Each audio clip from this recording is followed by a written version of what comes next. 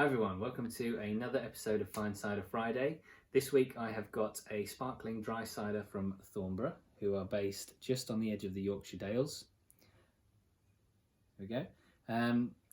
It's made from local apples, all from Yorkshire, about 50 different varieties. Check out the website because the list is fantastic, and I can't even remember all of the ones I read, but there's lots of pippins and eating varieties as well as a few sharps. So I'm kind of expecting this to be quite crisp, got a lot of acidity. So we'll see when we get to the taste. It is bottle conditioned, so they've fermented it slowly over the winter, and then they've added it to the bottle with a little bit of sugar to create some sparkle. So there is a tiny little bit of sediment in the bottom. I don't know if you can see that, but it's pretty minimal actually. No sulfites, no pasteurization. You know, as natural and as close to the apple and the pure juice as is possible. So let's have a look at it. Great colour. It's like a pale gold. There's a very, very slight haze, I guess, from the bottle conditioning, but other than that, it's pretty clear. Lots of bubbles. When I poured it out, there was loads of fizz. I almost thought about putting it in a champagne glass, but I'd already poured it, so I left it. But as you can see, as you swirl it, those bubbles kind of stir up. So there should be plenty on the nose. So let's have a smell.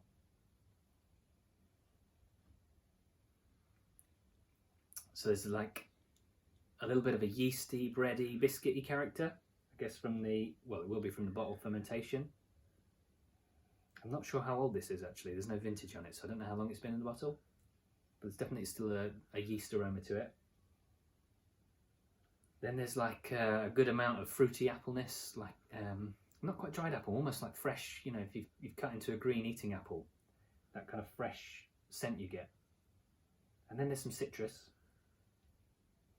Bitter citrus like grapefruit pith or maybe lemon. Yeah, it smells quite good. So let's have a taste.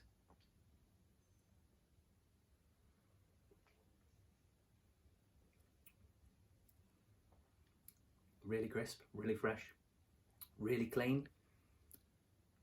Quite a lot of sharp zing to it.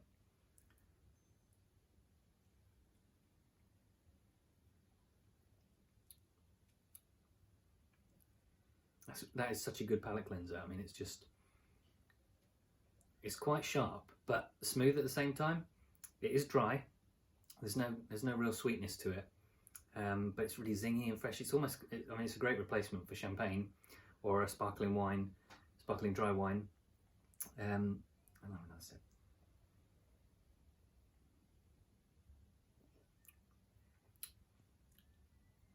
Yeah, that's fantastic. I think this is a good example and shows how good eating and dessert apples are for these kind of sparkling methods. Adam Wells wrote an article quite a while back about Bolhays, who are based down in the southwest, and they make sparkling ciders, but like method traditional, so champagne method, where they disgorge and everything, and with quite a lot of tannic varieties. And he was comparing whether tannic apples, cider apples, are better placed for those methods, or eating apples, so more acidity. Now, no, this is not full champagne method because there's still a bit of sediment in there. It's not been disgorged or anything, but it really does show how that kind of acid-led fruit really pairs well with that secondary fermentation. It's really, really good. I would happily serve that as a celebratory drink instead of instead of a sparkling wine. I really like that. Really crisp. Yeah, one more sip.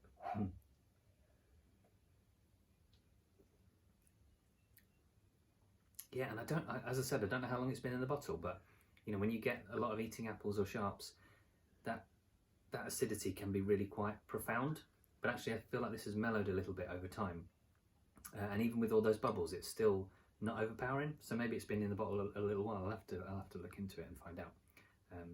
But yeah, marvelous example. So what do I finish with? Well, this is the last one for November, and we're coming up to December. So next month, I'm going to be doing kind of a special series of events special series of Fine Cider Fridays every Friday, where I'm going to be stupidly comparing some of my favourite producers against each other who've got similar methods. So I put myself in a difficult position. I'm going to try and choose a favourite.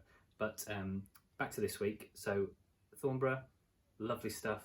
Must check you out and have some more of this. Cheers to everyone for watching, and cheers to the weekend.